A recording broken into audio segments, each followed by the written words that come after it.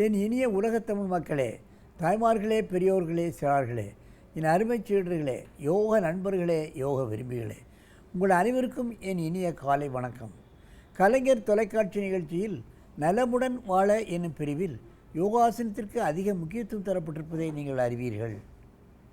ஏன் முக்கியத்துவம் தரப்பட்டிருக்கிறது என்றால், மனிதனை மனிதனாக வாழ வைக்கவும், மனிதன் நினைத்தபடி காரியங்களை செம்மையாக முடிக்கவும், அவன் நினைத்த காரியங்களெல்லாம் நினைத்தபடி முடிக்கக்கூடிய ஒரு வல்லமை யோகாசனம் செய்வர்களுக்கு வரும் என்பதை நீங்கள் தெரிந்து கொள்ள வேண்டும்.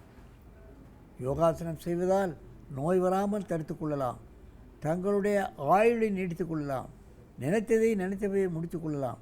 உயர்ந்த படிப்பு, உயர்ந்த உத்தியோகம், உயர்ந்த பிள்ளைகள், உயர்ந்த நமக்கு பிடித்த மனைவி, ஆகவே இவைகளெல்லாம் நமக்கு யோகாசனம் செய்கிறவர்களுக்கு தானாகவே வந்து கிட்டும் என்பதை நீங்கள் தெரிந்து கொள்ள வேண்டும். அந்த நிலையில் இன்றைக்கு நமது அரங்கிற்கு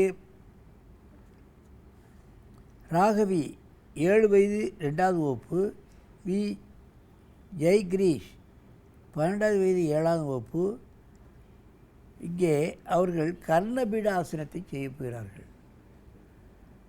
கர்ணபீடாசனம் என்றால் சிவலிங்க ஆசனம் என்று கூட சொல்லலாம். இந்த ஆசனம் சிவலிங்கம் போன்று இருக்க காரணத்தினால் அதற்கு காரண பெயராக நமது ரிஷிகள் வைத்திருக்கிறார்கள். என் அருமை குழந்தைகளே, நீங்கள் அப்படியே கர்ணபீடாசனத்தை செய்யுங்கள், பார்க்கலாம்.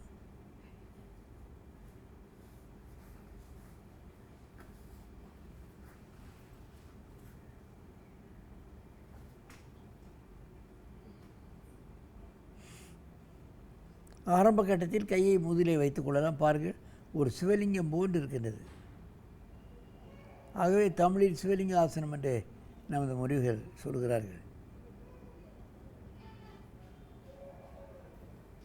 இந்த ஆசனம் கர்ப்பப்பை சம்பந்தப்பட்ட பிரச்சனைகள், கழுத்து சம்பந்தப்பட்ட பிரச்சனைகள், பந்துக்கிண்ண முட்டை சம்பந்தப்பட்ட பிரச்சனைகள், இன்னும் முட்டு, கரண்டை, இவளில் ஏற்படக்கூடிய பல்வேறு பிரச்சனைகளை தூக்கக்கூடியது. ஆனால் இந்த ஆசனம் நீங்கள் செய்வதற்கு முன்னால் விரீதகரணி செய்ய வேண்டும். அதை நன்றாக பழகிய பின் சர்வாங்காசனம் செய்ய வேண்டும். அதுக்கப்புறம் பழகினால்தான் இந்த ஆசனமே முழுமையாக வரும்.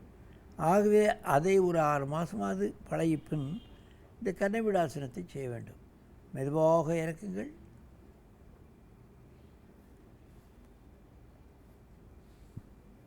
காலை நீட்டி இன்னொரு முறை செய்யுங்கள்.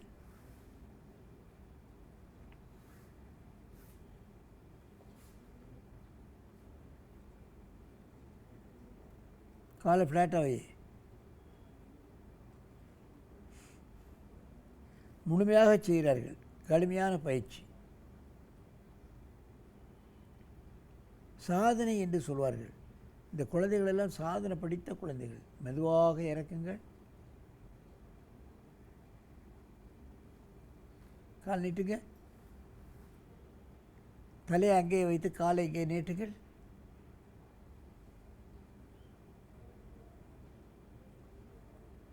அப்படியே என்னை பார்க்க திரும்புங்க. நல்லா திரும்ப. கால் நீட்டு.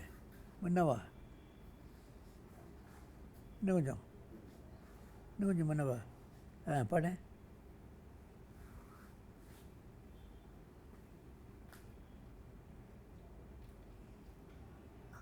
கர்ண பீட ஆசனம்.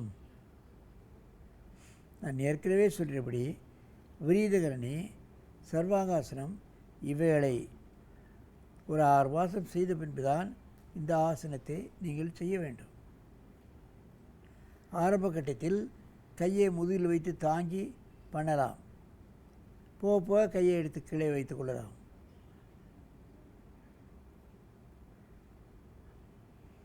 கர்ணபீடாசனத்தை செய்வதற்கு முன்பு நான் ஏற்கனவே சொல்கிறபடி சர்வாங்காசனம், விரீதகரணியை முழுமையாக பழக்கிக் கொள்ள வேண்டும். மெதுவாக இறக்குங்கள். நன்றாக மூச்சை வாங்கிக் கொள்ளுங்கள். மீண்டும் ஒரு முறை செய்யுங்கள்.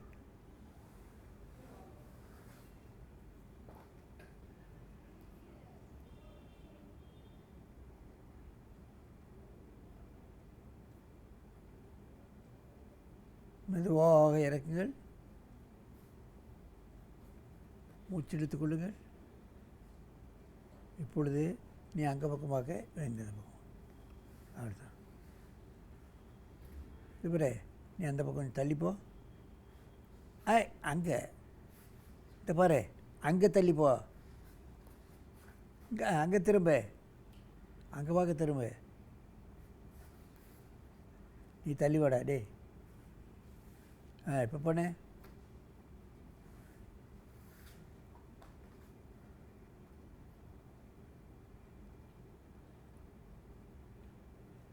முழுமையாக செய்கிறார்கள்.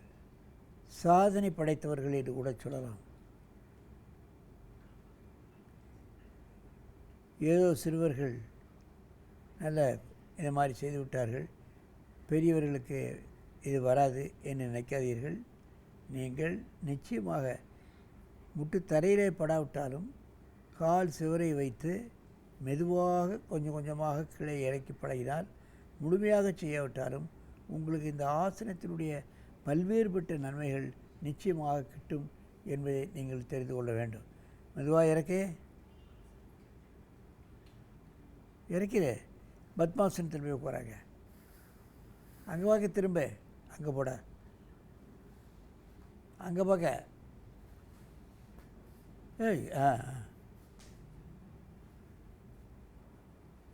என் அருமை பெரியோர்களே, தாய்மார்களே, நீங்கள் இந்த நிகழ்ச்சியை பார்க்கிறீர்கள். உங்கள் வீட்டில் உள்ள அத்தனை பேர்களுக்கும் எந்த பிரச்சனை இருந்தாலும் நாம் யோகாசனத்தின் மூலமாக நாம் இந்த நோய்களை முழுமையாக நீக்கிக் கொள்ள முடியும். முழுமையாக செய்யாவிட்டாலும் முடிந்த அளவு செய்தாலே உங்களுக்கு நிச்சயமாக முழுமையான பலன் கிடைக்கும் என்பதை கூறிக்கொண்டு உங்களிடமிருந்து விடைபெறுகிறேன். ஆசனா ஆண்டியப்பன். வசனம் ஓர் இலக்கியமே. கவிதைகள் மாத்திரமே இலக்கியம் என்றில்லை. எழுதியவை, கேட்டவை, பேசியவை இவை அனைத்திலும் கலையம்சம் இருக்குமானால் அவை கூட இலக்கியம்தாம். உள்ளத்திலே இருக்கிற உணர்வு, உணர்ச்சிகளை கலைநயத்தோடு வெளியிடுவதுதான் இலக்கியம். அந்த முறையில் வசனம் கூட இலக்கியமே ஆகும். வசன இலக்கியம் என்ற ஓர் இலக்கியம் தற்போது உருவாகி வருகிறது.